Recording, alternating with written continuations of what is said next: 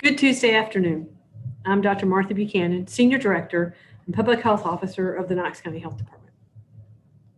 In honor of World AIDS Day, our moment of gratitude today is dedicated to those individuals who are committed to ending the HIV epidemic and supporting those who are fighting this battle. A special shout out goes to our Centers of Excellence Clinic at KCHD, where our staff provides care to those living with HIV. Thank you for your commitment to this important cause.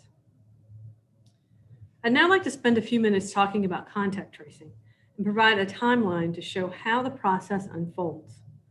Over the last several weeks, when discussing our public health capability benchmark, we have repeatedly stated that the challenges that we are facing due to the high volume of cases we are receiving daily.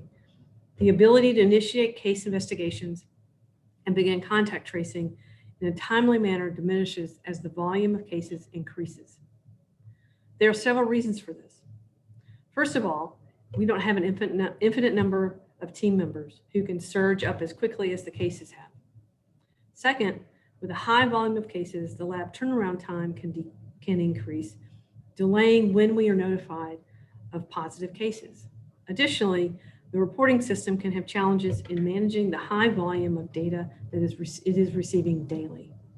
So let's walk through a little scenario.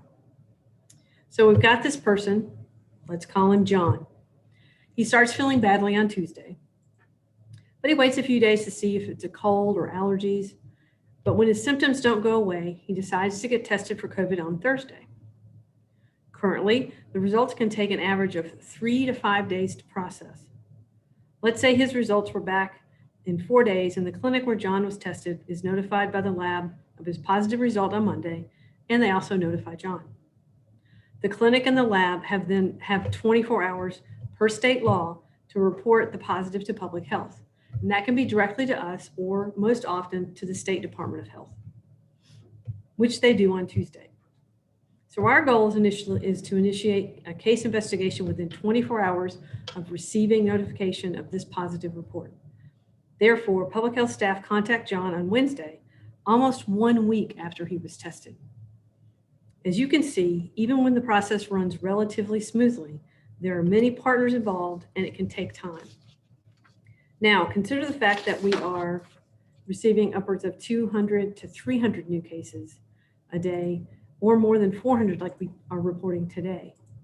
Performing contact tracing during widespread community transmission like we have now is not as effective as it was earlier in this pandemic or as it is when we are managing a traditional outbreak. Because of this, we are reviewing our contact tracing strategy with our team to identify ways we can best prioritize this process. As a result, we will modify our contact tracing efforts as the pandemic progresses. We're using guidance from the CDC, the Tennessee Department of Health to identify how to use our resources as strategically as possible, which is critical as our team prepares for vaccine distribution. Contact tracing is a highly effective tool in our toolbox, but it does have its limitations, especially in a pandemic. That's why it's important for individuals to take personal responsibility and isolate themselves at the first sign of exposure or symptoms. Think back to our previous scenario. If John had waited until he heard about his positive result to isolate, he would have been waiting more than a week after he developed symptoms. If he resumed his daily activities, he could have spread COVID-19 to his friends, family, and coworkers. The situation we provided was with things working as they should. However, sometimes with the volume of cases we are seeing and the challenges with accurate and timely reporting to public health, or in the reporting system itself, there are times when an individual is made aware of the results before we in public health know they're positive. In these cases, it's imperative that individuals take proper precautions to isolate and notify close contacts that they need to quarantine. It's a crucial part of our response is community responsibility. Additionally, anyone who gets tested for COVID, regardless of symptoms, needs to isolate until their results come back. A helpful tool when determining your isolation or quarantine period can be found on our website. just go to our main COVID page at covid.knoxcountytn.gov. Okay, and click additional COVID-19 resources. I thought there was more to that. Sorry, and then quarantine and the quarantine and isolation calculator. This will take you to the Tennessee Department of Health webpage, where you can input your date, the date of your symptoms again, the date of your test, or the date you were exposed, to determine when your isolation or quarantine period is over. If you do these things, not only are you breaking the chain of transmission, but you're lessening the dependence on contact tracing process because you are effectively doing it yourself by isolating yourself and calling your close contacts. To all the medical providers who may be watching, it's also critical for you and your team members to encourage patients to isolate or quarantine. As you are for so many illnesses, you continue to be a critical source for guidance for our community. As our case count continues to rise and the response naturally evolves, taking personal responsibility will become even more important. You know what you need to do to stop the spread of COVID-19. We've been talking about it for months. Please follow the guidance we outlined today, and as always, continue to practice the 5 core actions. As a reminder, the Knox County Board of Health will meet via Zoom at 5 p.m. Tomorrow, Wednesday. There will be an opportunity for public forum at this meeting. Those who want to register for public forum can call the mayor's office and provide the necessary information. More information is available on the Board of Health webpage. You may stream the meeting live on community television, the Knox County YouTube page, or the Knox County website. Well, now we'll look at the local situation. We have 437 new confirmed cases since yesterday's report. This is our largest daily increase since the pandemic began, giving us 18,938 confirmed cases of COVID since March. Additionally, we have 1,088 probable cases. 17,276 of our cases are considered inactive, giving us 2,578 active cases. 593 individuals have been hospitalized at some point in their illness, and currently we have 129 Knox County residents hospitalized. And sadly, we have 5 additional deaths to report today, raising our total to 172. So now we'll open up for questions. All right, the first question we have is from Brian Hornback. He says, on the television news last night, there was a line outside the health department to be tested for COVID. Are the numbers of COVID testing up? Our numbers at the health department are up. I think the report I got for yesterday was around 400 people were tested by us yesterday. So that's more than we had been doing, yes. From Jeff with WATE, why so many new cases today? Are there any specific events, methodology, or statistical changes that you can point to? Well, I think it speaks to several things. One, it speaks to just the sheer burden of disease of COVID-19 in our community. That's one thing. These are real cases, regardless of when they were tested or anything. These are people in our community who have COVID. It is probably also related to some of the challenges we've spoken about of the reporting system and delays in getting test results back. So that's contributing to it. But again, doesn't take anything away from the fact that we have 473 new cases. From Megan with WBLT, is today's spike in cases correlated at all with the Thanksgiving holiday? It's a little bit early for us to see a result from Thanksgiving interactions. But we think it might be resulted from all the people that got tested before they went to Thanksgiving. And we're hoping those people didn't go home and share the joy with their families while they were waiting for their test results to come back. From Vincent with the Sentinel, it looks like the majority of these new cases were identified from specimens collected just prior to Thanksgiving, which means that we haven't yet seen the impact of the holiday on COVID. Do you have any comment on this? I think that's what I just said, but yes, I agree. We believe these are probably specimens that were collected prior to Thanksgiving.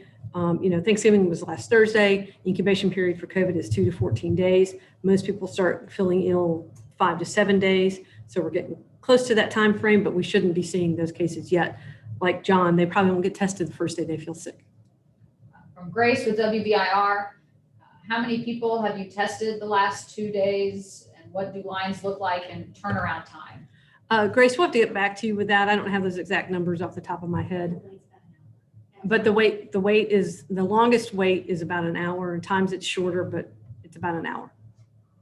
Turnaround time in the community is about 3 to 5 days. Yeah, sorry, skip that part. Turnaround time is 3 to 5 days. Our turnaround time is a little bit shorter, but that could go up as we test more people. She also asks, how is your staff handling the demand? Our staff is tired and frustrated.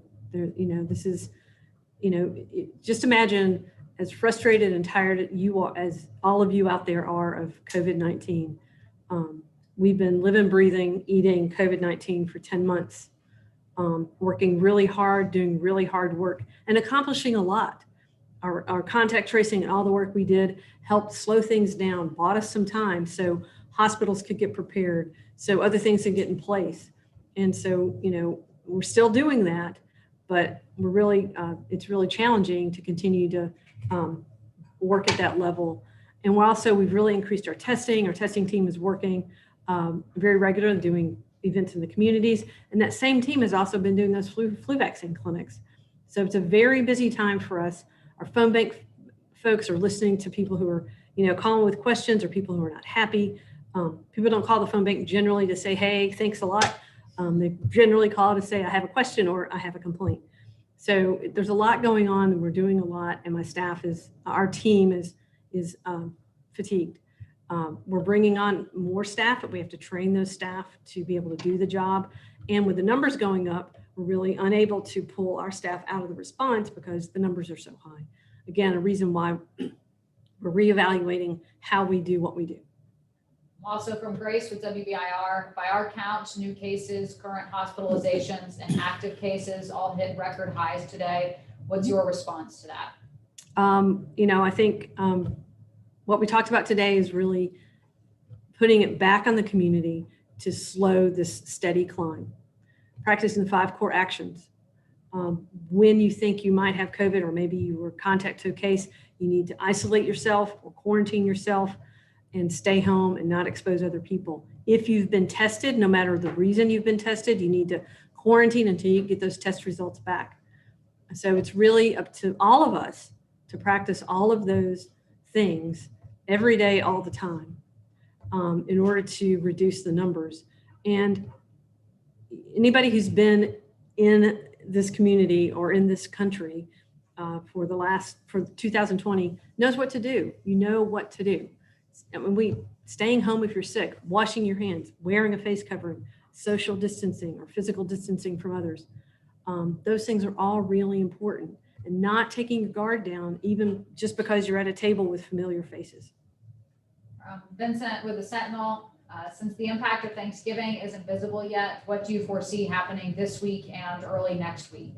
I think the cases will go up. And it's really up to the community to decide what that trajectory, does it continue to go up, or does it go up and, slow down? That is really up to the community. We want to educate you and give you the tools you need to protect yourself and your families, and we've done that. It's out there, it's on our website, it's anywhere and everywhere. You just need to heed our advice. From Jeff with WATE, what will contact tracing now look like after these changes to resource allocation you just mentioned? Well, we don't know yet. We're just brainstorming with our team to kind of try to figure that out. They know the process and they know the trends better than we do in leadership. So we're relying on their expertise and experience to help frame what that looks like next.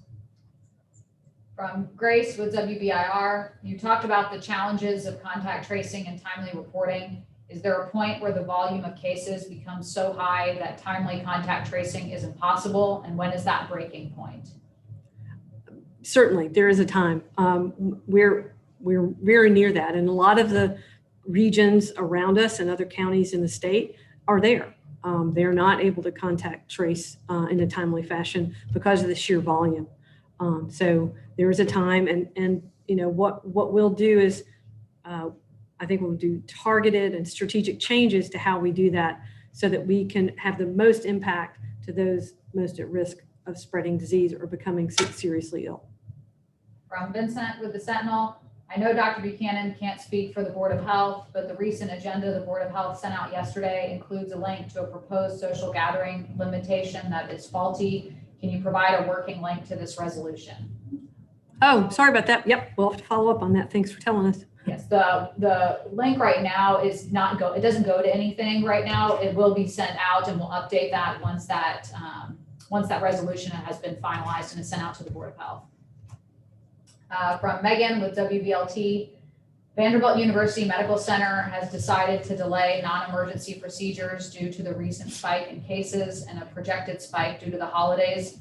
Have any hospitals in the Knox County hospital system expressed any consideration about making a similar decision? As we've said many, many times, our hospitals coordinate and collaborate. They're meeting almost daily, if not daily, to make those decisions. And those are great questions for them. Those decisions will come from them. They know their operations. They know what they need to do much better than we do. Also, as a follow-up from Megan, does the data show projections for a future spike in Knox County? And if so, when can we expect a peak? So I'm not sure. I'm not sure. You mean hospitalization or just a case increase? If you can kind of specify what you were looking for, that'd be helpful. For Vincent with the Sentinel, when you report turnaround time, can you please report the full range and the median turnaround times for COVID-19 tests? The average seems like it's concealing the upper wait times. We have heard from people who have waited more than 7 days. Charity's going to answer that question. So we can talk about what we report out, and you're absolutely correct. There are people that are waiting more than 7 days. Absolutely. The average is there, but there's also a large portion of people that get their results back same day. And so that's why we are looking at that's why we report the average out, is just because of that. But Vincent, we'll talk about that. And see if there's a way that we can make it more clear in what we're providing. But just know that, yes, while there is absolutely people that are waiting a very long time, there's also people that get it in the same day as well. So there is a balance there still. Another question from Vincent with the Sentinel. We have been hearing about individual responsibility for months now, but there have been few policy changes at the state or local level that would help individuals ameliorate the spread of COVID-19. What is the missing piece, and what do you want to see happen? Just what we said earlier, people need to practice the 5 core actions all the time, isolate and quarantine when appropriate, and get tested if they're concerned they might have COVID. We really public health relies on the public to do what we ask them to do all the time. This is really more important than ever now. There's really not a lot of tolerance out there among the community and businesses and leadership for more regulation. And right now it's a time for people that, all those folks who are all about personal responsibility and all of those things. Now it's the time for you to step up and do those things and protect your community. It's for the good of all. It's really about doing the right thing, the right thing to protect your community. It's not a left or a right political thing. It's just the right thing to do right now for our community to reduce spread. Brian Hornback, not specifics, but have you seen individuals that tested positive for COVID and now after 90 days or more, they have tested positive again? Do you want to talk? Okay. Sorry. The answer is yes, we do see that and expect that to happen more and more. And so the protocol at this point, as we take a really close dive and really look at the cases when they do come back at over 90 days and look to see if there's been any additional or new exposures. Are they symptomatic again? Or are they not? All of those things get taken into consideration. And then we actually have a discussion with Dr. Buchanan and the State Department of Health on whether or not to consider that a new infection and isolate again and quarantine based on that. At this point, again, it's really, those come by case basis, and we continue to evaluate each one of those until additional guidance comes out from the state and federal government. From David with WVLT, do you know the number of vaccines Knox County is expecting in the first wave? No, we don't. The vaccine situation changes at least daily, if not more often than that. So we'll share information as we have it. It comes down from the CDC to the state to us. And so as we know more about that, what we do know is what we believe, nothing's written in stone with the vaccine yet, that we will be allotted vaccine based on our population, and potentially allotted vaccine based on the numbers of people in those first tiers of people that are to be vaccinated, the tier one and like tier one folks within that group, based on how many of those people live in Knox County. The state is using various databases to gather that information. That is what we believe will happen. But we won't know for sure how much we're getting until we have it and we see it and count it. From Megan with WVLT, this was based on her previous question. She said she was speaking about case counts and hospitalizations as Vanderbilt doctors cited a data projection and their decision to limit hospital procedures. So her original question, I'm scrolling up, was does the data show projections for a future spike in Knox County, and when can we expect a peak? So, well, we don't know when we hit the peak until we start going down again. So that's totally unknown. When will we hit our peak and start to go back down? We don't know that. But what we do know, looking back historically, and we've shared this data with you all, about 2 weeks, 10 days to 2 weeks after a holiday, starting way back with, if anybody remembers, Memorial Day, I believe, we see a peak in cases. The challenge where we are now is we had I keep wanting to call Halloween Thanksgiving. We had Halloween, we had a spike from that. And then we had Thanksgiving, we hadn't come down from the spike from Halloween. So we're going to spike again after Thanksgiving. And then we have Christmas, and we're going to spike after that. And we have New Year's, spike after that. So we really are very concerned about that trend. And I want to say back to our community, we can all make a difference in this if we just follow the 5 core actions religiously. And no matter where you are, if you're not with people in your household, it's not hard, and they're not hard to follow. So it's really a plea to our community to follow those 5 core actions. Jeff with WATE, any curfew enforcement actions over the holiday weekend? I don't have that information. I'm not aware of any. Actually, that would be a great question for Knox County, not Knox County, Knoxville Police Department. They're the ones doing enforcement actions. From Grace with WBIR, looking back on November, it seems like a lot changed in terms of the local COVID situation. Mm-hmm. Can you speak to that at all? Well, I think I just did, but it's really about the change, and the holiday season starts kind of with Halloween and kind of continues throughout. Kids went back to school, UT came back in session, people are going inside, we're not outside as much. So we're sharing more air indoors, which is a higher risk activity than being outside. So all of those things combine to make us see more cases. Also from Grace with WBIR, on a scale of 1 to 10, how concerned should Knox County residents be about the virus going forward?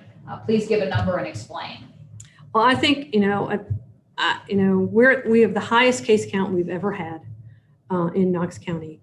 So I would put concern at a 9 or a 10. I'm just being really honest.